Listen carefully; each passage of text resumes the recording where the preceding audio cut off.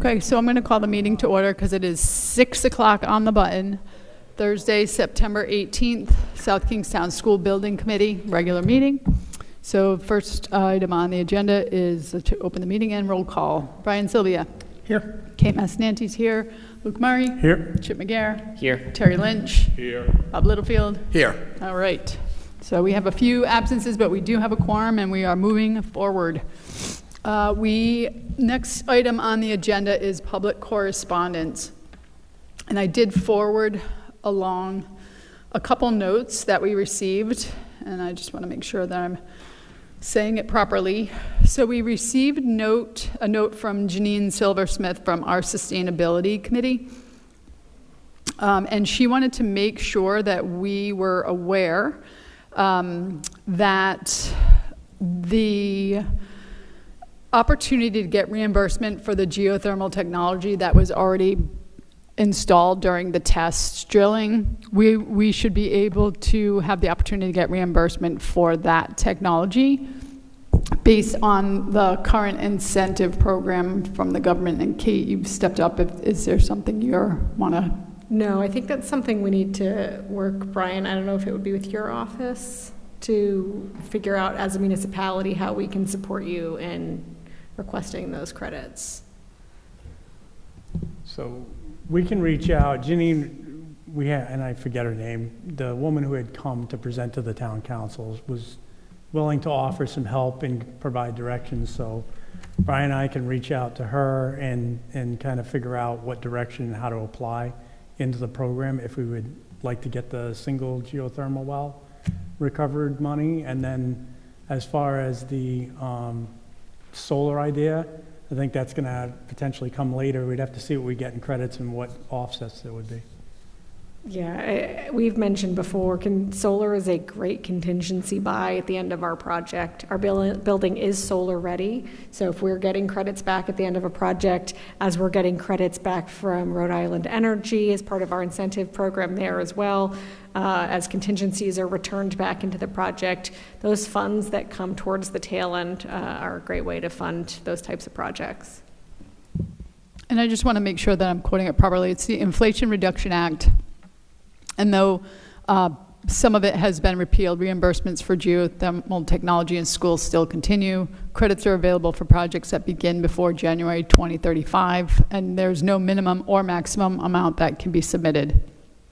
So she's suggesting that, like I said, the geothermal test well and potentially the offset for solar panels. And the individual is Shannon Maxwell at the Building Power Resource Center for more information, and she included the email address. So I'm super thankful for Janine. She couldn't be here, but I know she's going to tune in. And I think it's just great that we have folks who are making sure that we're covering all bases and looking at every opportunity we can to get reimbursements and save the taxpayer dollars. So I appreciate that. And does anybody have any comments on that other than what has already been discussed?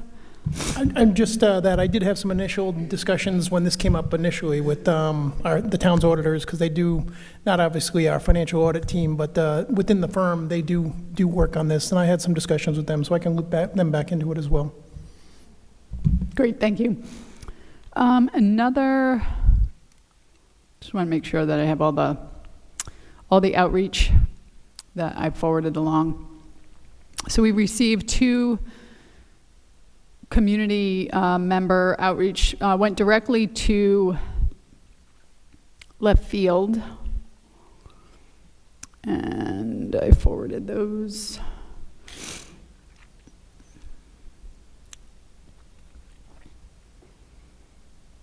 Okay, so we had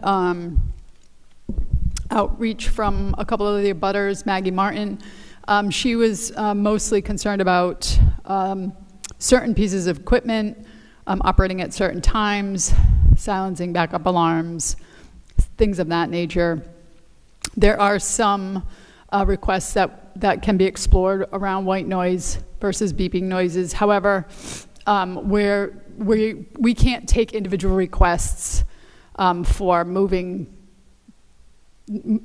really for like moving forward with the project based on noise. We're going within our town's noise ordinance, and it is going to be noisy between the hours of 7 a.m. and 3 p.m. or there around. But it's an unfortunate consequence that we know, and we've kind of as a community have accepted that. So we have that from Ms. Martin, and we have Judy Warburton noticed a dig safe sign marking in her neighborhood. It was related to soil testing conducted by BL companies, and that the neighborhood is outside of the project's limit of disturbance. So it was that was just kind of a clarifying communication. So, but to my knowledge, those are the only public correspondence that we've received since our last meeting. Yep, go ahead. Because most of you are looped into this as well, but Bob, I don't know if you've been. There was correspondence last week with regards to transportation and the buses and some issues that were going on. The chief had gone out and had entertained the idea about opening up Kimball Street and had spoken with some of the neighbors. There was some pushback on that, and I understand why. I believe it's being, Chip, correct me if I'm wrong, worked out, and it seems like we will not have to do that. I just wanted to kind of put that out there. So we're obviously not trying to do that, have that street open. Our goal is to be able to manage the traffic for 2 years without doing so. So right now, things are looking better than they did the first week, but the first week is always, in any situation, challenging. So we've got a few things to tweak overall, but right now it is going well.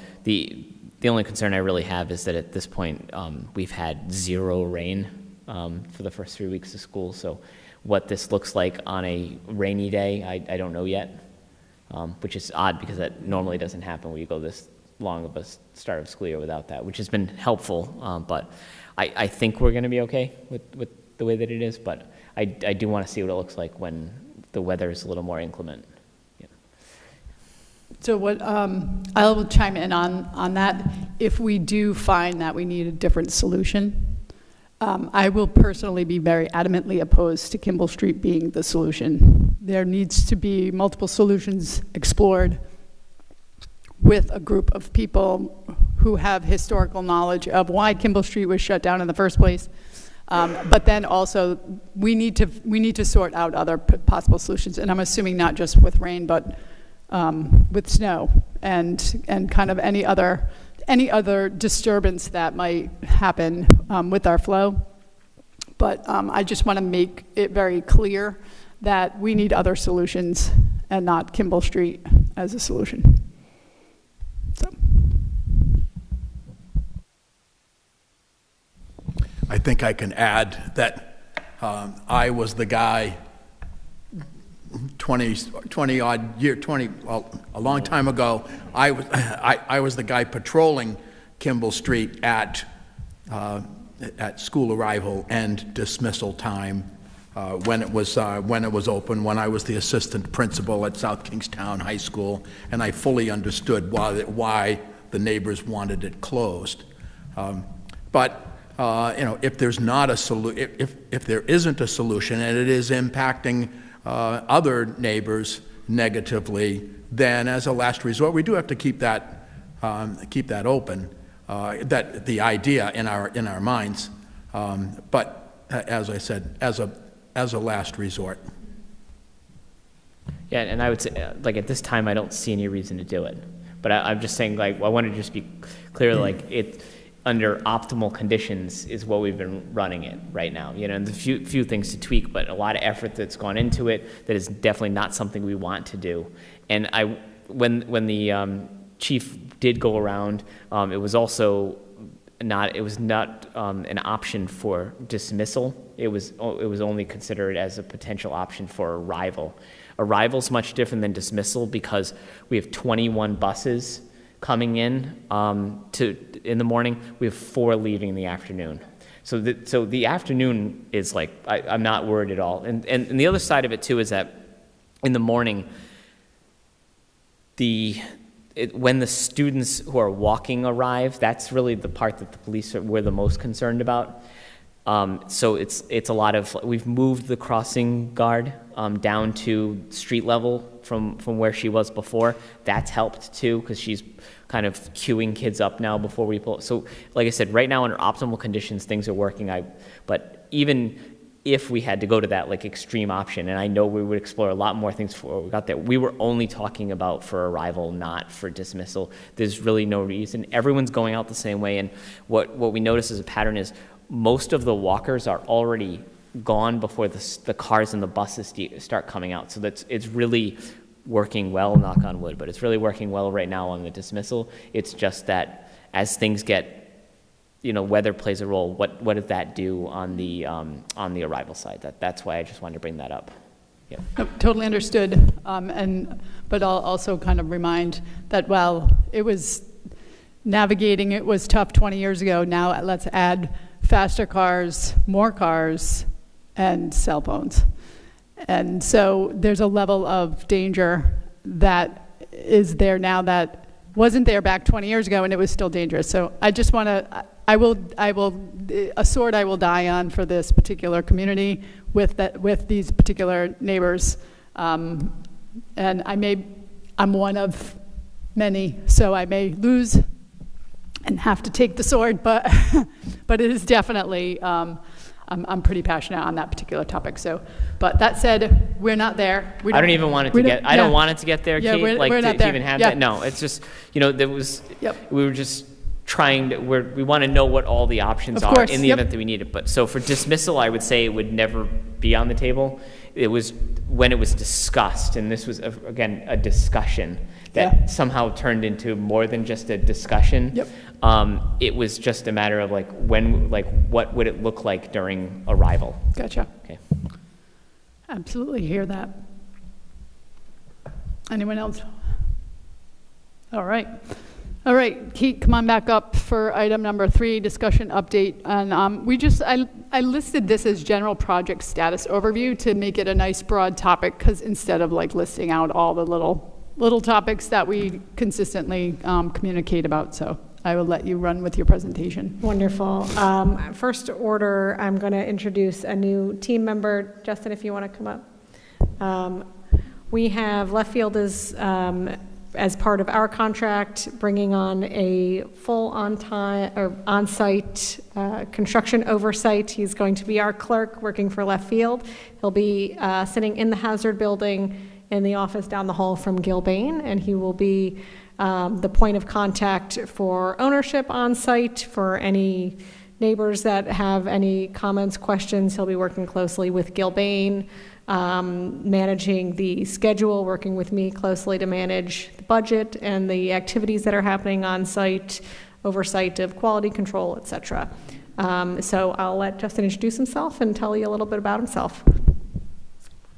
Hey, good evening, everybody. Like Kate mentioned, my name is Justin. I'm the new site rep for Left Field here at South Kingstown High School. As she mentioned, I will be the on-site presence 5 days a week, all day from roughly 6:30, 7 in the morning until close of work on the site that day. I'm coming from Massachusetts, where previously I served for a couple of years as a site supervisor for a company named Raycon. So really looking forward to the project we have coming up here, and any and all outreach, any information you need in terms of either representing the owner's interests or construction on site, feel free to direct that communication through me. I am on time, I'm prompt, and I'll make sure to get back to you guys quickly to either address any issues that come up or answer any questions that you may have. So looking forward to working with you. Thanks. Thank you and welcome. Kate, are you going to share contact information through an email or something like that? Yes, Okay. yeah, I meant to send out earlier today kind of a welcome Justin email to everybody, but time got away from me. I did not send that No today. problem. So Thank you. I'll send that. You can have his contact info. I'll share all of your contact info with him as well. All right, let me try this screen sharing again. We can get into our regular update.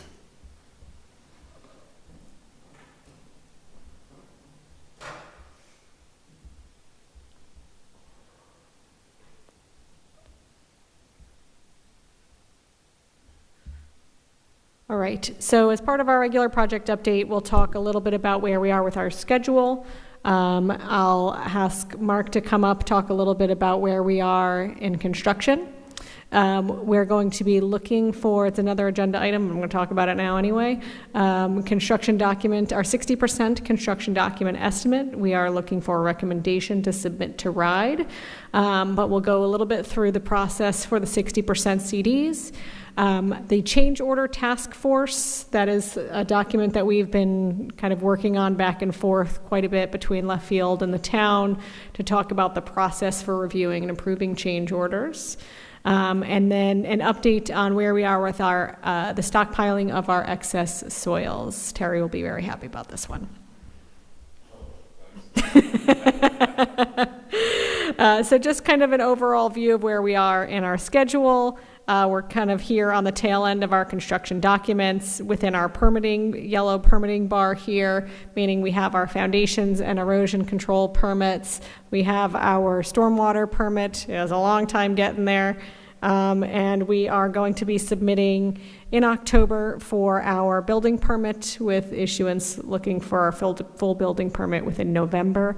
As far as the planning board goes, there's been correspondence back and forth between the planning department and our civil engineer, working through just some of the final paperwork for that final approval.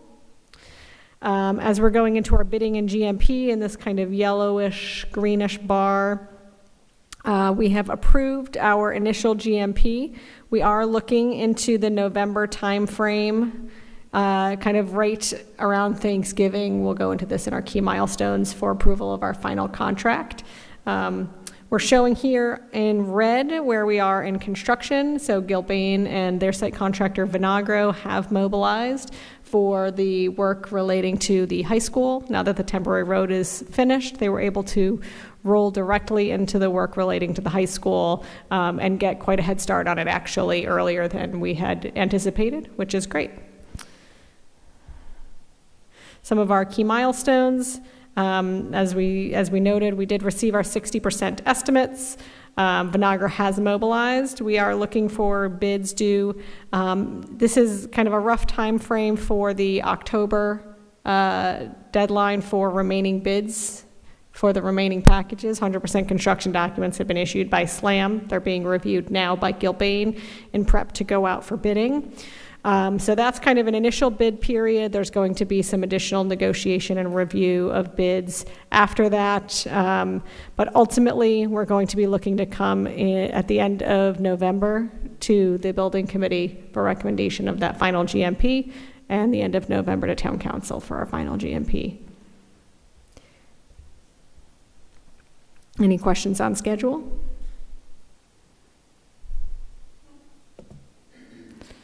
All right, Mark, you want to come up and walk through? I have a little brief summary, but you're on site. Go give us an update. Hello, everybody. So as Kate mentioned, we have JR Vinagro, our site work contractor, has mobilized on site. If anybody's driven by, you'll see every large piece of machinery that's going to be needed on the project there. Couple of items that we know we've already been fenced in and we've been scrimmed from our previous enabling package. Some other things we've done recently, we've cut in the two big entrances for the equipment and everybody to access the site from School Street, and laid down some stone, which acts as a anti-traction pad for the wheels and keeps the dirt off of the main street. Those have been installed. You probably have also noticed that it's a pretty wide open site. All the trees have been taken down now. It pretty much exposes everything there is to see from School Street to the building, and those have been removed. We received our medic trailer this morning, actually, and we'll have a full-time medic on site as part of our contract, and they will be housed in the trailer. So that's been put out by where the greenhouse area is. You may notice the white trailer out there. Subcontractor trailers will go in that same area, so there'll be 3 or 4 of them very shortly for the various early trades. So we're looking to start. We've stripped a little bit of soil, all the soil around the perimeter of the whole project that the bulldozer can't get to. That gets stripped by the excavator. We've done that. So Monday we're looking to throw the bulldozer down and start stockpiling or start pushing and removing topsoil. So I know we're going to get into that in a little bit as another topic, but that's looking to start on Monday. We've done full survey control, so we've brought all the survey points into the new project site for all of the trades to use. So that work's been done as well. And we're behind the scenes talking with our concrete subcontractor, just getting submittals in, getting materials hopefully ordered very soon, because down the road, as soon as that topsoil is stripped, we're going to be excavating for the foundations, which is an exciting part of the project. Rhode Island Energy, quick update. So they had a little internal hiccup, I guess, amongst themselves with their different departments. So we've been waiting, I think, as we all know, about 2 weeks for the overhead lines to get strung. There was a step internally that they needed to check off, where their underground division or team needed to prove that the pipes that we installed had nothing in them and wouldn't be blocked, so that they could pull the wires eventually. Once that team of theirs does that, they check a box on the computer, and that signals the overhead guys to be able to come in. Whatever happened internally, I don't know, but that didn't happen. So that just happened this morning. So we've got that box checked, and I immediately texted the overhead person's contact that I have, and we're looking to do that on Saturday now. So hopefully this Saturday we'll have the overhead wires in and pulled all the way to the transformer. I have asked the question that, it being a Saturday, that if they could actually do the cutover that day, since school won't be in. So that would be ideal, but I haven't gotten an answer back on that. So with it being Friday tomorrow, I'm going to tend to say probably not. So we'll be scheduling next week a time for us to do that cutover. And it shouldn't be any impact to the school. It should only take a couple of hours. I don't think they even need to get in the school to do it. It's going to happen probably right at the transformer itself. They should be literally pulling out the wires that are in there now off of the bars that are inside the transformer, and then sticking the new wires on without doing anything else anywhere else. So more to come on that. Well, you're on wire topic. Can we just, and it was asked of me, I asked it of the team, but if we could say it out loud in a public meeting, that would be lovely. You're talking temporary wires being above, but once this project is complete, where will the wires come from and where will they go? They'll all be underground. Okay. Yeah, they'll come from off of one of the poles on School Street, and they'll come in underground in a concrete duct bank buried underground into the new school. Perfect. So yeah, these wires are a 2-year keeping the existing school going until the switchover is made into the new school, and then those will all come down. Great, thank you. There's some pretty pictures. Yeah, I mean, no, not too much to see. But yeah, there's just kind of, it kind of shows that construction pad that I was talking about. The second one from the left is that stone entrance that we installed. The other pictures are kind of just showing, like I said, the exterior part or all the way around the site has been stripped with the topsoil by the excavator in anticipation of the bulldozer coming next. And then the rest of it's just kind of showing the fence line, the erosion control, right? That's that green sock that you see at the bottom of the green fence. That's all the way around the perimeter of the site as part of our erosion control plan. And what that does is keep any dirt and mud and whatnot from traveling off-site. You didn't get any pictures of the equipment? The important things, we need the diggers. Yeah. But I figured you wanted to see the dirt, so, sorry. Presentation.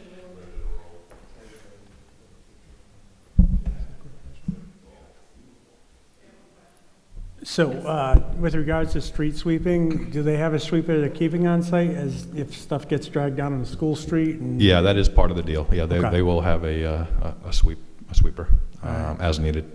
And they also have a full-time water truck. Okay. That's my other there. question. I figured that's where we're going to go next. That's on site. It's there. You can, as part of the equipment that showed up, and that'll be there throughout the duration of the project or until we get paved.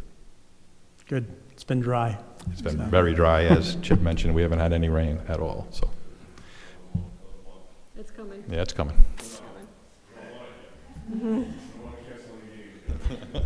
No water, no cloud seeding for South Kingstown. All right. All right. Next up is our 60% construction documents review. So we are going to be preparing another submittal to the Rhode Island Department of Education. We've gotten our approvals for design development and our early bid package number 1, which is the work that's happening on site. Those were important milestones for us to be able to actually start construction. So all of those milestones were hit, which was great. It paid off having that close collaboration with RIDE and having them understand those key dates for us.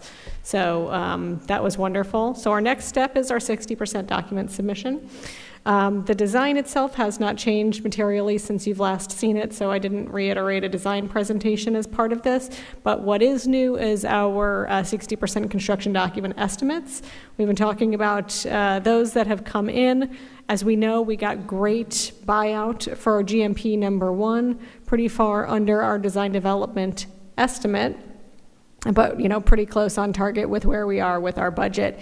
So as we are looking at our 60% construction documents right now, with the buyout plus the remaining packages we have not yet bought out, which is considered to be an estimate, we are $732,939 under budget.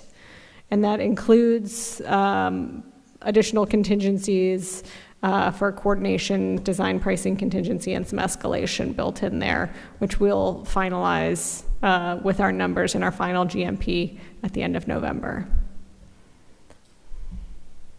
So this number, this 115, and you're going to have to forgive me because math is not my forte.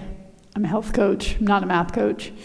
The 115 is 60% of the CD estimate. How is that? And we're comparing that to the overall construction budget goal. So I guess where I'm going to come at it from is this is not a very clear presentation of numbers to me. So I have a feeling when it's presented to our town council, there will be many questions about this. So it's not. So the construction budget goal was 116, the pay goal approvals $2,500,000, and how is that the 60% estimate? Like, where does that fall in the overall budget? So let me clarify. The 60% CD estimate is not 60% of the estimate. It's a 60% construction drawing. Okay. So the construction documents. Yeah, you want to make sure that that's clear. So I can understand why that was very confusing. To us who are not in the bids. It is not 60% of the estimate. The drawings are 60% complete. Got it. Thank you for clarifying that. So that is 115 is 100% of the construction cost. Got it. Yes. Thank you. So maybe I just take the 60% out and we just talk about construction documents. No, because that's the terminology that you use, yes. But just make it another little asterisk. I would say the 6% design. Yeah. Okay. I will reword that. I can understand why that would be very confusing. Only because there's no context around it, and you're Yes. just looking at these numbers, and you're like, hang on a second. So I Yes. appreciate you. Yep. Thank you for asking that question, Madam Chair. I really appreciated you asking. Sometimes you get so stuck in the lingo that you can't look at it from any other lens, so I really do appreciate that. Along those same lines, so the 2.5 million, I know we're holding that in kind of the bucket, but it does confuse things a bit because our baseline estimate's the 116, right? That 2.5 was always for the contingency of other that we had earmarked kind of early in the project if we need it. So I'm just wondering if we don't park that to the side as contingency, separate and apart from the two numbers. The second part's a question. So we had a good buyout, right? This is the 60% estimate as you formulate it. Did it consider that buyout as part of that estimate, or was that above and beyond? No, it did consider the buyout Okay. as part of that. So it realized all of the actual costs for those bid packages, and then the remaining bid packages that we're approving at the end of November, those are still estimates based off of 60% complete drawings. Okay. I was hoping you'd say the other. But that's still good. We're tracking well. Yes, yeah, we're doing really well. And this also, I understand the PAYGO approval portion of it. I can move that kind of down as an asterisk. We've presented it, we kept it there when we were trending over budget to show that we had this vehicle to help us if we were over budget, and now we're under budget, which is a great story, so it doesn't need to live there anymore. I can move it down as an asterisk for our town council presentation. And because we want to keep it there because it's there, and if we do end up needing it, it's there, but also what would happen is someone's going to look at this and they're going to add 116, 2,500,000, 115, and they're going to be like, how did you get the variance of? So, yeah, just kind of reformatting it a little bit would be helpful. Thank you.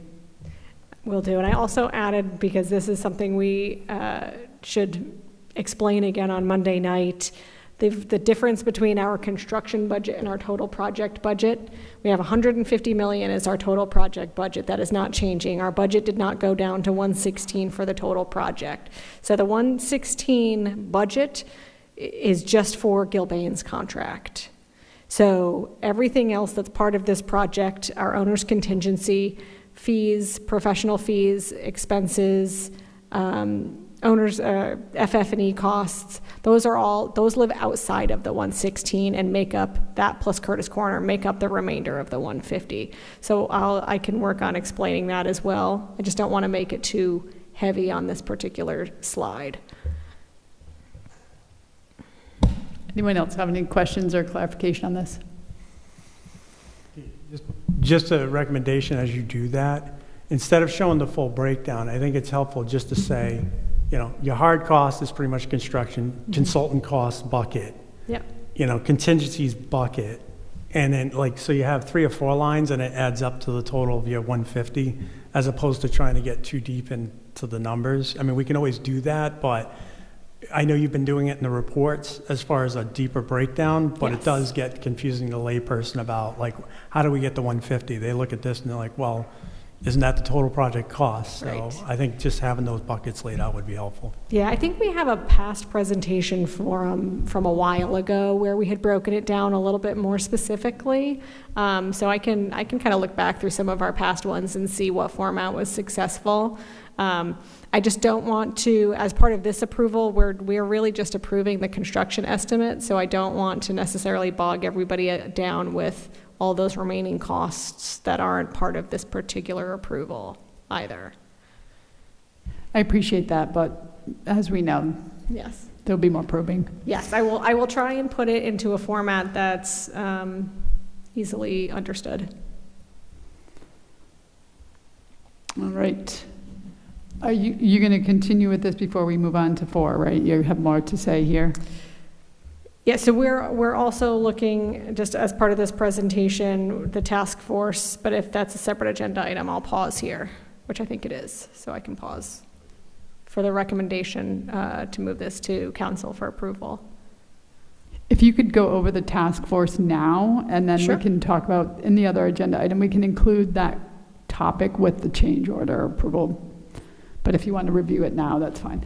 Sure. So the task force change order process document is a several-page document that's been reviewed and gone back and forth between, different members within the town and left field to try and come up with a process that works within all of the town, regulations, charters, and, what we see as being able to be the most efficient way of continuing to move the project forward without a lot of roadblocks. So the task force that we're looking to recommend is made up of a member from town council, a member from the school building committee, the deputy town manager, superintendent or the principal or their designee, and the owner's representative. At all of these task force meetings, we are requiring the architect and construction manager to be in attendance to be able to answer questions and to review the change order alongside with us.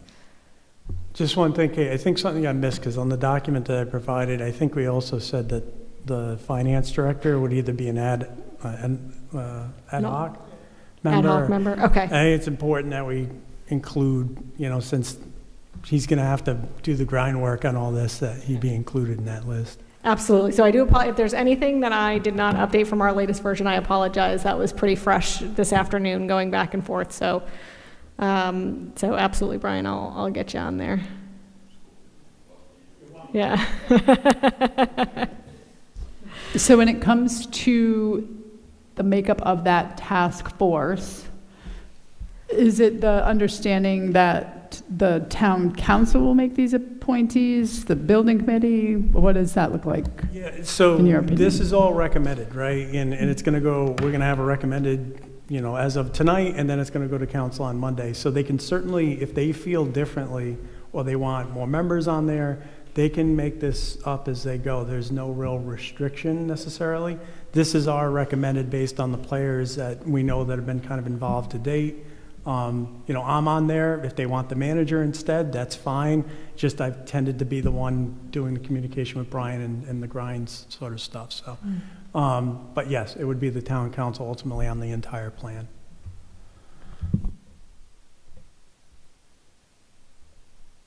Any other questions on the members of the task force? All right, so this is the document, the formal document that will accompany this and that will ultimately go in front of council. It goes into much more detail. This is a quick summary of what those limits are. But the first limit that we're looking for, this is relating to change orders for unforeseen conditions. So that would be anything that could not have been known before the documents were drafted. Typically, they're subsurface conditions. Once we start getting into the ground and finding things that were not identified on the geotechnical or any of the environmental reports. So between 0 and 5,000, this is specifically an emergency authorization. So if there were an issue to come up that required immediate action, that would either be a safety issue, work would have to stop, or additional costs would be incurred for delayed response. Up to $5,000, the OPM would work directly with the construction manager to identify what the issue is, and in writing, an authorization could be granted for up to $5,000, and that would be tracked by our team member for left field alongside Gilbane on a time and material basis. So time tickets would need to be submitted, material costs would need to be submitted to back up all of this information prior to its final approval, which the difference between the authorization to proceed and the final approval is the actual payment part. So the finalization of it would come in front of the task force for its final approval, but they would be involved in the process as we move it along. For unforeseen conditions up to $10,000 that are not an emergency authorization, it would require a review and majority vote of the task force to authorize the work to proceed. At the following building committee, school committee, and town council meetings, those change orders would be presented for notification. Between $10,000 and 1 cent and $25,000, it would require a majority vote of the task force, as well as review by the school building committee prior to authorization to proceed. And then the school committee and town council would be notified at the subsequent meeting. For above $25,000, it would require a majority vote from the task force, building committee, and then would also be presented to town council for majority approval prior to proceeding with the work. And then school committee would be notified of this change as well.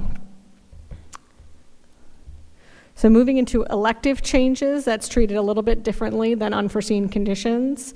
An elective change would be something that we are requesting to be modified. If we're requesting a sidewalk be added over here, or requesting a change in a flooring material, something that benefits the project in some way. Up to $15,000 requires review and a majority vote by the task force and authorization by the building committee to authorize the work to proceed. School committee and town council would be notified. And $15,000 and above would require a review and majority vote from the task force, building committee, and town council prior to proceeding with the work, with school committee being notified. For all of these change orders, the OPM will review, negotiate, and recommend prior to them going to the task force. So there will be a review process alongside the design team. That will happen before anything comes across the task force's desk to make sure that it is a legitimate change order that we are in support of and recommending to move forward. The task force at any time can recommend that any change order, proposed change order, require full SBC and/or town council approval, regardless of the limits. All of the proposed change orders will be presented at following SBC, school committee, and town council meetings for notification. So we'll have a cover sheet with the dates that they were reviewed and approved, along with the backup, so that each committee has them for notification. That'll be part of our biweekly financial report as well. And then following the authorization process outlined above, the architect will prepare the contract amendment, the AIAG 701 form. That is the formal change order form that encompasses all of the change orders that were authorized to proceed and move forward with into a contract agreement that is put in front of town council and executed by the town manager.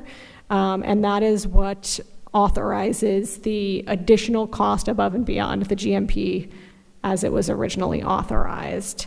And then the funding for those change orders would take effect after the signature of that document and the meeting minutes have been posted.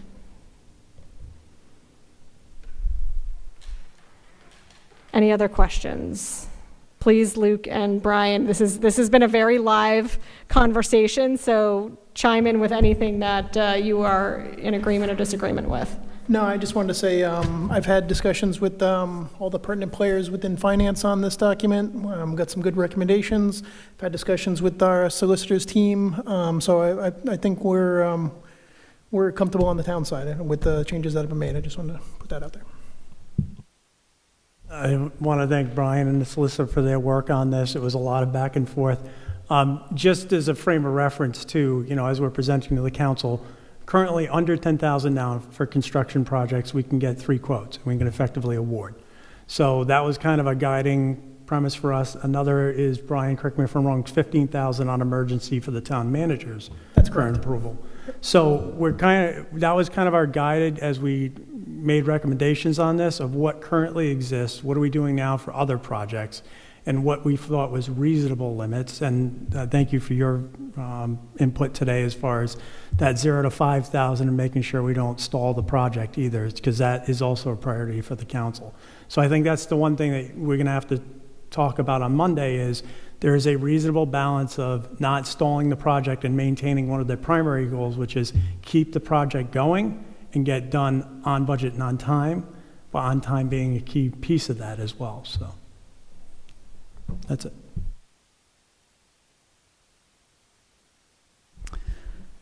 I'm assuming, as far as making a recommendation here, I can kind of hear the town council asking what other communities do. Is this something that falls in line with standard operating procedure for other communities? Yeah, so this template, I built this template originally in a different community and modified it to work within this community. So this is very typical for these level of limits based on communities that have kind of a similar process that South Kingstown does.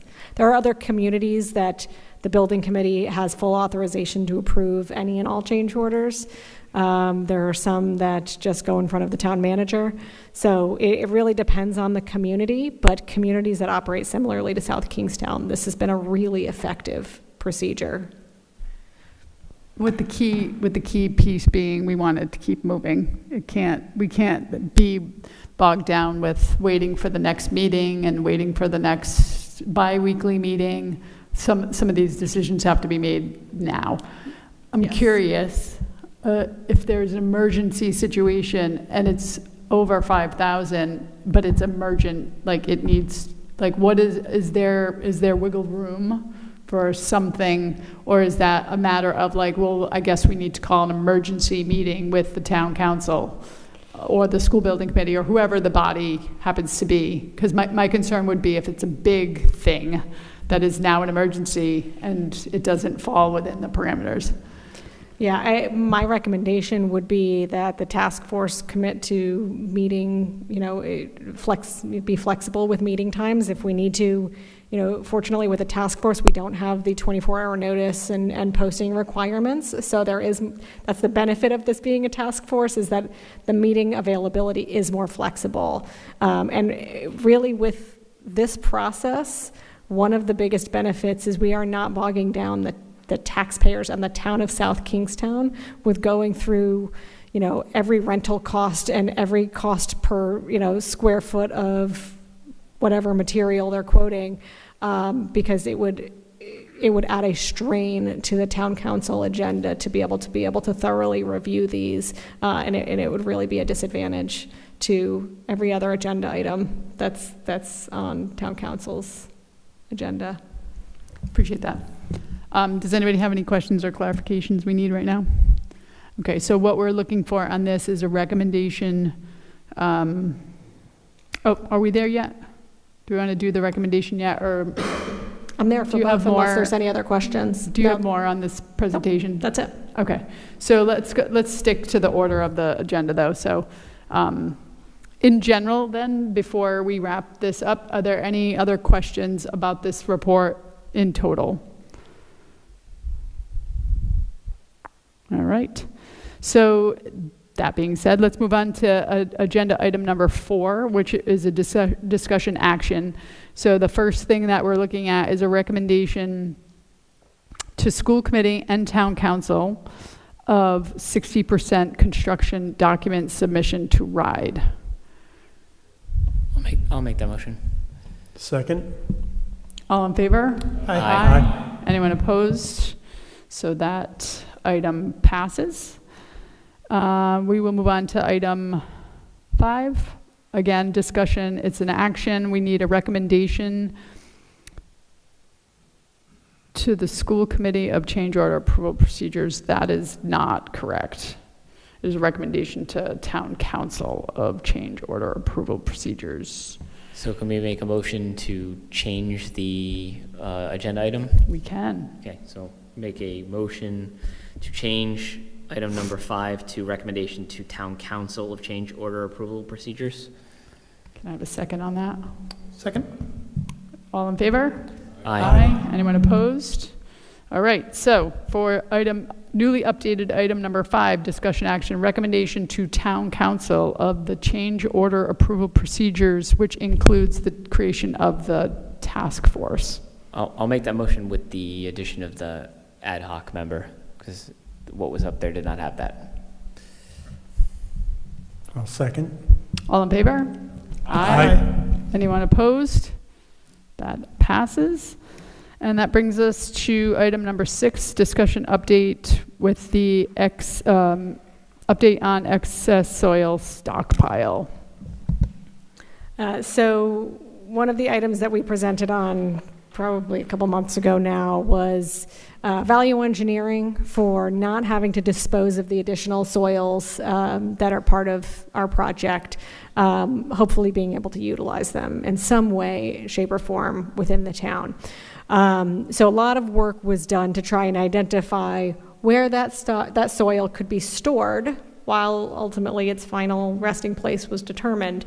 So Curtis Corner was offered up as a potential option. Plans were drawn up by the civil engineer to identify stockpiling for a total of roughly, I think it was 30,000 cubic yards of soil, 20. So it was a tremendous, we had 3 enormous stockpiles of soil. It took up all of the available field space and parking that would be needed for the field. So that not being an ideal option, Luke really spearheaded being able to research other areas in town that could house these soil stockpiles, looks like an informal agreement has been reached with a local gravel yard in town that would work directly with our site contractor Vinagro to be able to accept some of these soils. There are going to be additional trucking costs. However, the allowance that we've identified for fencing of the stockpiles at Curtis Corner and all of those requirements for erosion sediment control is roughly the same value as the additional trucking. So we're working on finalizing what those costs look like. There's credits coming back. There's credits and ads. So Left Field's team's working with Gilbane to comb through those numbers and provide kind of a finalization of it, which we need to do in pretty short order. Exactly why this change order process exists, for these types of discussions. So we are continuing to work through those numbers with Gilbane to be able to provide a pretty swift recommendation to move forward with this agreement. As they're starting to strip this topsoil, we got to put it somewhere. So ultimately, very collaborative process, and I think we're kind of ending up in a good spot with where we need to be, and with the savings for not having disposed of the soils, it'll ultimately be a benefit to the project. Kate? Yep. So you're noting about like that to be determined, but it was my understanding correct that a lot of that may wind up going to the Curtis Corner field to raise the level? So that was part of the discussion. Yeah. We don't have our final cut fill analysis. We also don't have the final field composition, whether it's going to be natural turf or synthetic turf, which would determine how much fill or the type of fill we could utilize there. So that I know that is something that the civil engineer is looking into. I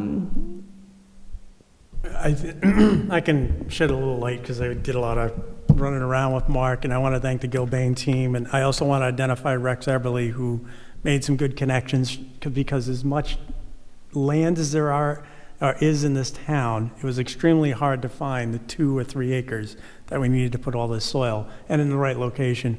My understanding, and Mark, you may want to speak to this, is that the gravel borrow, the common borrow underneath, is not a great material. Would need to be blended. We had already accepted a cost. All the import into our current high school site is going to be bought, because you have to bring the layers up for the parking lot, backfill, that has to be certain gradations. So there wasn't a lot of benefit in that soil. So part of the negotiation we did with the gravel pit was that they would take the soils. We would leave it. We're paying a reduced cost for that. That helps us get to a wash situation, or at least closer to a wash situation. And we're buying in materials at the proper spec. I would anticipate, and this is just going back to my experience because I used to build ball fields, that was part of my job for 7 years, is that with synthetic fields especially, there's a certain requirement on the base materials, and that field is going to have to come up probably 18 inches of crushed stone anyway. And we don't have crushed stone. That's certainly not what's coming out of the ground. In addition, we have a lot of other that's going to have to be backfilled with specific materials. So there didn't seem to be a lot of value in the material that we have. And so we're effectively going to transport it there. It's going to be kept local. That individual can do what they may with the material. But I think it was an eloquent solution to try to get it away from Curtis Corner, which was going to create a bottleneck eventually. And we didn't really have a soil management plan either. We were planning on bringing it there. The problem is we didn't use it. You've got to get a loader there, and then you're reloading material potentially out of town, which is going to cost us even more. So I think it was a good team effort to try to find a solution, and my understanding that's getting finally baked. And there was some hiccups in between of all that as well. So I'm glad I just want to see a hole in the ground. That's it. Big hole. You and me both, Luke. So I have a question around this. So this is an update. There's no action. There's no agreements. The communication between the town and the gravel pit is still ongoing. But I heard Mark make a mention that Monday we need to start moving soil. So how are we doing that? So that was going to be one of my questions, actually. So the change order process that you guys just laid out, does that apply strictly to true changes, or does it also apply towards use of already in place owner allowances and contingency? So owner allowances are treated differently than change orders because they're already part of the contract and they're earmarked for a specific use. So that allowance he's speaking to is about $50,000. The cost that we're looking at right now is a little bit above it. With an allowance, it's a little bit different than our guaranteed maximum price, because it's just a number that we're kind of holding there in case we have to do this work, or because we don't know what the work is going to cost.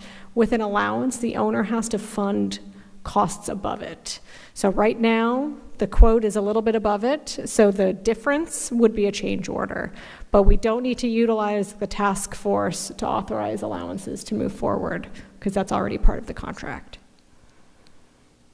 So you can proceed, you don't need us to approve anything in order to proceed. My concern As long is as it's it's going to within- stop us. As long as it's within the limits, right? And that's kind of some of those numbers we're looking at. We're not going to hold up the process over a couple hundred No, thousand bucks, right? we will work probably with the subcontractor to make sure that we're not over and needing to go through the change order process. So the ultimate goal on our side will be to have that already budgeted allowance equal what all of the costs are going to be.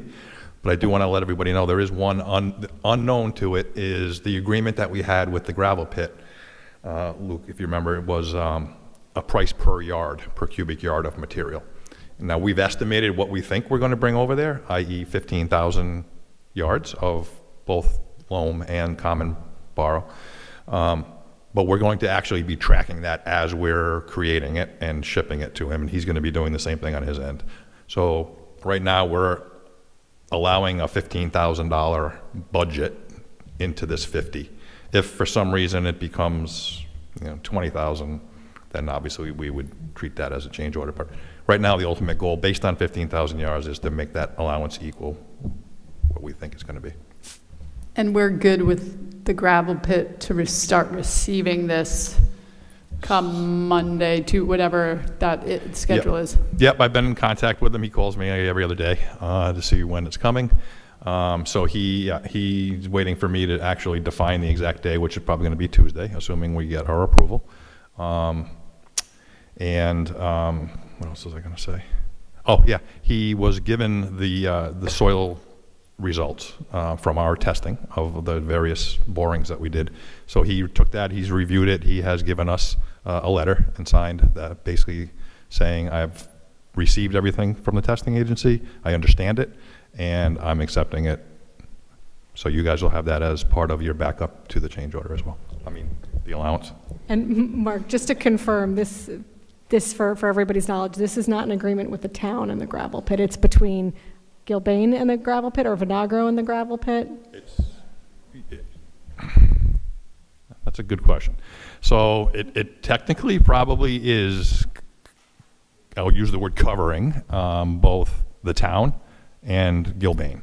So it's basically a transfer of ownership of town soil from the town to an individual. So yeah, it probably is. Yeah, we'll be writing. Yeah, we'll be paying Vinagro. Vinagro will be paying the gravel pit for that 15,000 we just were talking about. Oh, yeah, nothing. There'll be no finances between. The way the town views it is, it's not a direct contract. You're taking the soil as part of the contract itself, as far as the allowance is concerned. And just to be clear, there's a couple of things I want to point out. One, yes, we're paying $1 a cubic yard.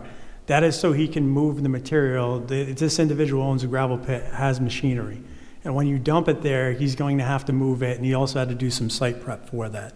So in addition to providing the soil to him, $1 a cubic yard was a pretty good deal to have a loader out there. If anybody knows what machine operators get, that was a pretty good deal.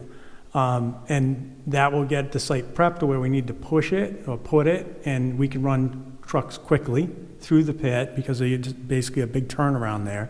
And then the soil goes to him, and he can certainly process it and resell it. As I said, there is processing, that's going to need to be done with this material. It's not that it's contaminated by any means, but anybody who's going to take it for any sort of base materials is not going to probably take it in its current form. So I just want to put that out there because it might be members of the public who say, boy, you're giving them a valuable commodity, and why are we paying them? I just want to make sure that people understand this is actually, I think, a benefit to the project. And I think overall we saved over $1 million in soil management by doing this. Well, the disposal cost was over $1 million in savings. That was part of our value engineering. Yeah, as part of our value engineering exercise was that the town would find something to do with these soils. The disposal cost saved the town almost $1 million. So this $50,000 is short money that we were going to have to spend one way or the other. Great, thank you, and thank you for all that clarification. I just want to make sure we can still move, all the i's are dotted, t's are crossed, and you don't need anything from us at the moment. This is just an update. So, yeah, and we don't need the task force to be in effect in order to move this forward. If there are costs above that allowance, they'll be reconciled later after this task force has already been established. But there won't be, right, Mark? Yeah. Don't worry, Brian and I will also go through the costs with you, so Yeah. we're, even though it's an allowance, it's still going to be scrutinized Yes. by everybody involved. Yes. Great, does anybody have any questions on any of this before we move on to basically wrap up our meeting? All right, so item number 7, community comment. There are no members of the community in the room at the moment. So our next item is 8, our next meeting date brings us to October 2nd, 6 p.m. right here. 6 p.m., add it up. All right. And that brings us to our, go ahead. Just a request for the next agenda, just an update on Curtis Corner. I didn't want to water it down tonight, but I know the demo plan's out, like, in space somewhere, so just. It's been submitted to, it's been submitted to RIDE already. It's under their review currently. Perfect. Yes. Yeah, and part of that, can we just, the thing that came up about the field composition, can we have that as part of that? Because that was the first I'm hearing about I thought we were settled on the artificial. What we've submitted to RIDE is just demolition plans of the existing middle school and restoring that site under where we're demolishing. Yep. The final field design has not been completed. We are paused on designing that until we have cost certainty around our final GMP for the high school and the demolition costs of the existing middle school. As we're trending under budget, we may be able to shift more money into designing that field and bringing in a field consultant to design to budget with what we've got available. All right, so then as part of that discussion, then could we talk about how this is impacting the timeline for that? Because that has been coming up a lot, is like, okay, great, we're rocking and rolling with this site, everything looks awesome, and I understand this is the primary, the high school is the primary part of this, but questions are starting to come up to Terry and I about, like, where are we with that? Because it's been a lot of, understandably, it's been radio silence, but I think if we, like, how is this impacting, it's like you're saying we're paused there, but what does that sound like? When are we going to hit play again and get there? So Yeah, Phil and I have been working through finalizing that schedule work just based off of the sequencing of how we're planning to bid it, so we can be prepared at our next meeting to give you an update on that.